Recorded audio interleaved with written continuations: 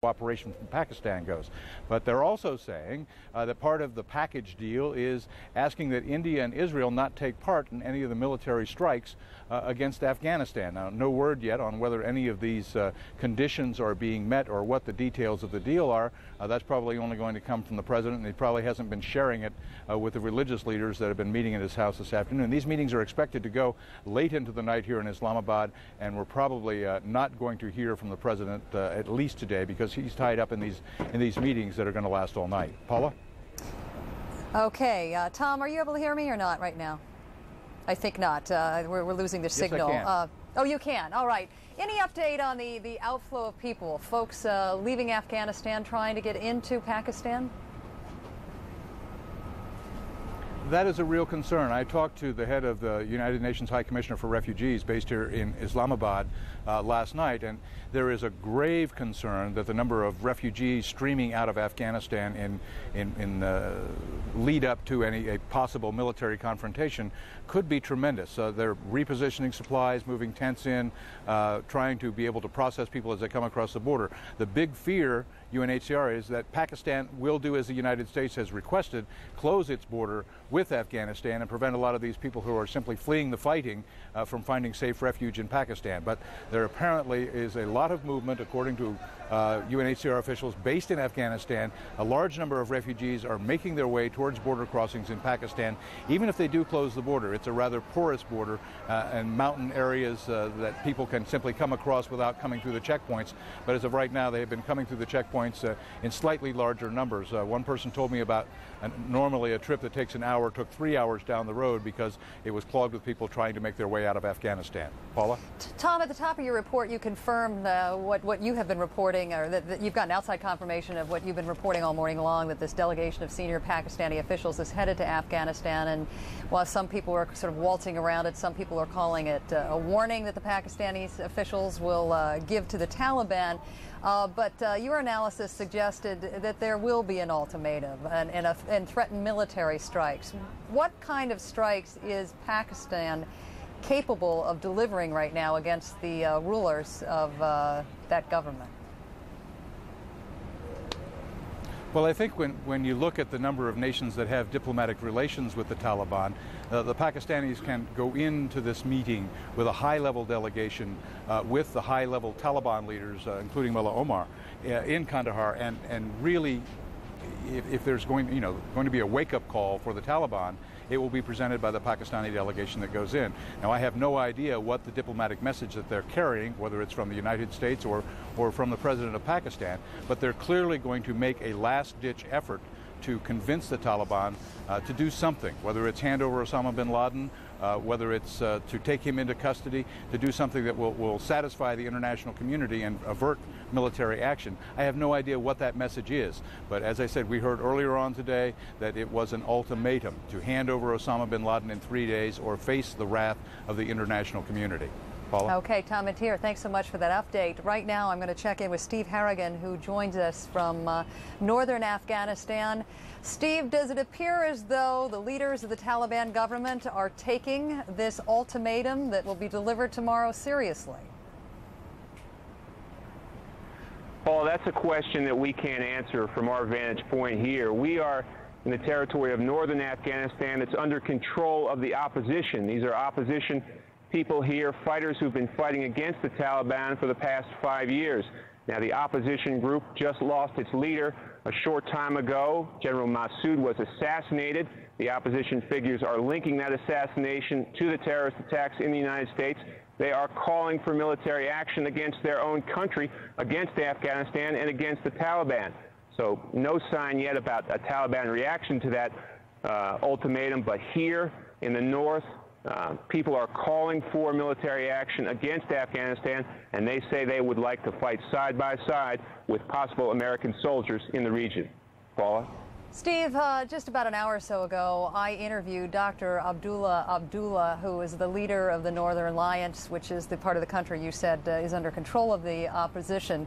And he expressed great cynicism about Pakistan's role in this whole process.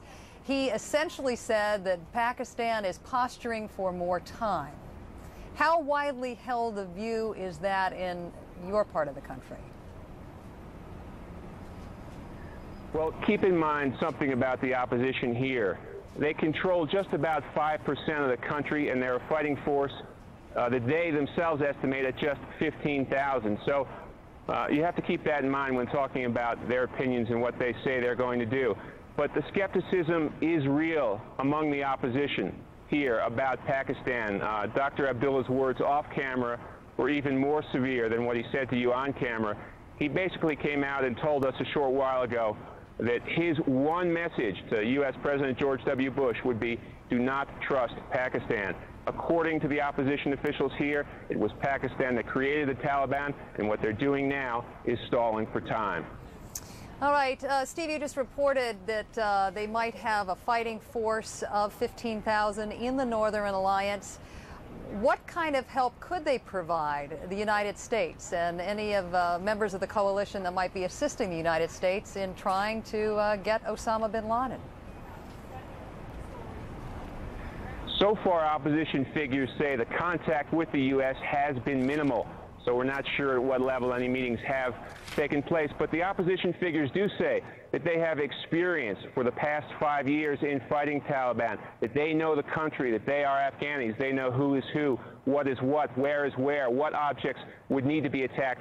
Also that they have the experience and the dedication, that they have lost thousands of lives in this fight, and that they feel that if any military action is taken in Afghanistan, that they should be consulted.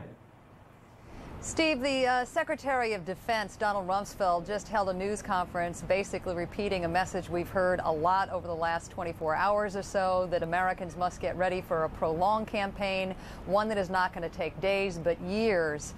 Are folks in the Northern Alliance expecting shots to be fired, bombs to be dropped? They are, and while on one hand they do want to see action taken against the Taliban, there is also some real concern that the operation could go awry, that civilian casualties could be behind such an operation. These people are very used to warfare. Unfortunately, when you walk around even the village that I'm in, you can see the signs, the monuments, the wreckage of Soviet tanks, of Soviet armored personnel carriers, really left to stand as monuments to the failure of large nations like the old Soviet Union, who came here and tried to fight a war, and after 10 years had to leave empty-handed. Steve, I don't know whether you could hear Tom Mateer's report from Islamabad, Pakistan, but he just reported there is a lot of confusion at the border between Afghanistan and Pakistan. Hundreds of thousands of people expected to try to get out of that country.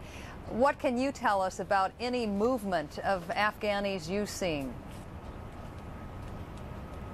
Well, in this part of the country, in the north, it's under control of the opposition. We have not seen that kind of panic.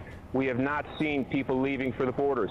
But keep in mind, we are in a village in what may be one of the most remote corners of the world. We're surrounded by mountains, and what's going on the other side of this mountain, I can't tell you. So we haven't seen it.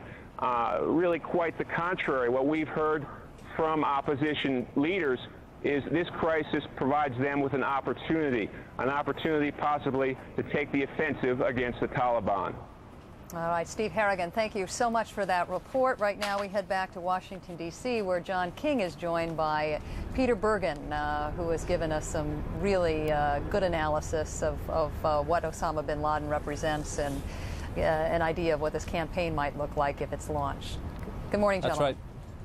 That's right, Paul, and we want to continue the same conversation. Peter joins us here, and he can help us. Many Americans probably very unfamiliar with the political relationships, just even within Afghanistan, certainly between the Pakistan government and the Afghani government.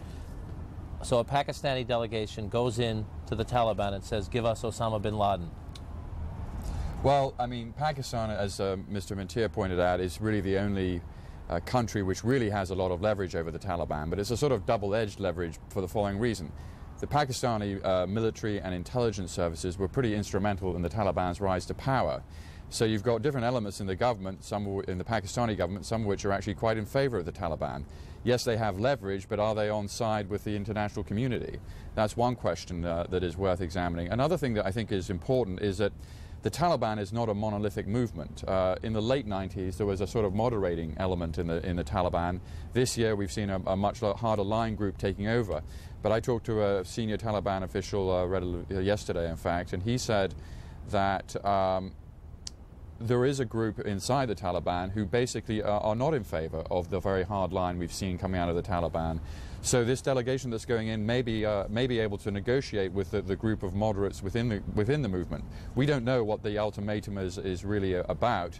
I would find it very, very hard to believe that Pakistan would involve itself directly in some military operation.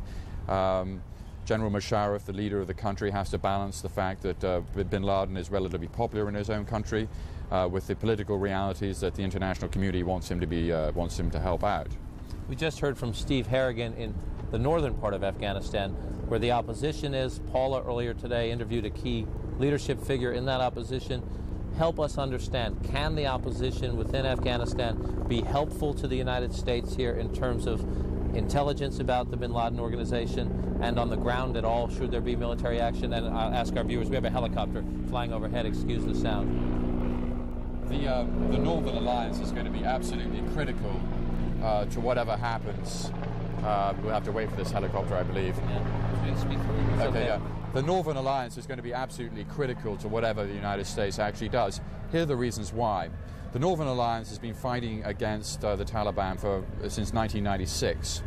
They have real-time, very good intelligence about bin Laden's organization. I talked to the Dr. Abdullah, who was mentioned earlier.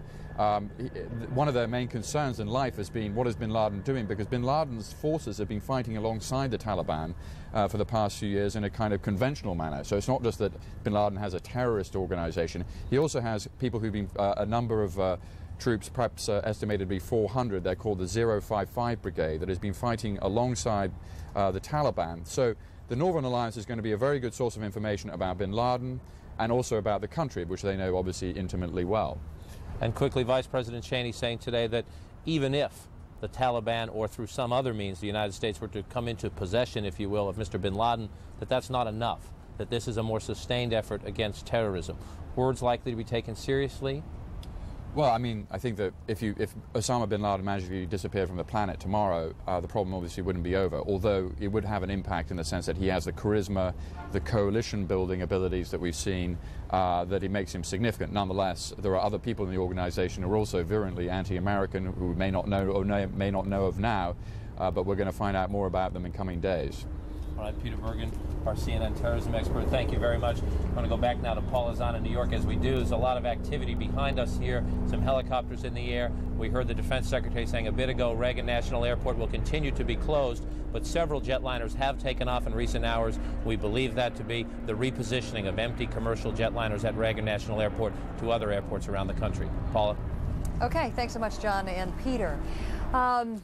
We tried to gauge the reaction internationally to some of the latest news, President Bush's declaration of war, and we sent our Martin Savage down to Times Square to talk to folks who are visiting here from all over the world to see exactly what they're thinking, what they're feeling. And Martin joins us now from an area right in the middle of Times Square. Hi, Martin. Good morning to you, Paula. This is the first time, actually, that we have ventured away from Ground Zero. And it is a remarkably different world. It's not to say that people here are not affected by what has happened. It's just that they are affected in different ways, and you see it in different ways. And we'll be showing you that throughout the afternoon and the rest of the day as we're here. But as you mentioned, we wanted to talk to people with an international perspective. This is the crossroads of America, sometimes referred to. It's also one of those places in the world you could call the crossroads internationally. And this gentleman here works for the Spanish newspaper El País. It's one of the largest in all of Spain. And we thank you very much for talking to us. What are your readers thinking? What are they saying about all of this?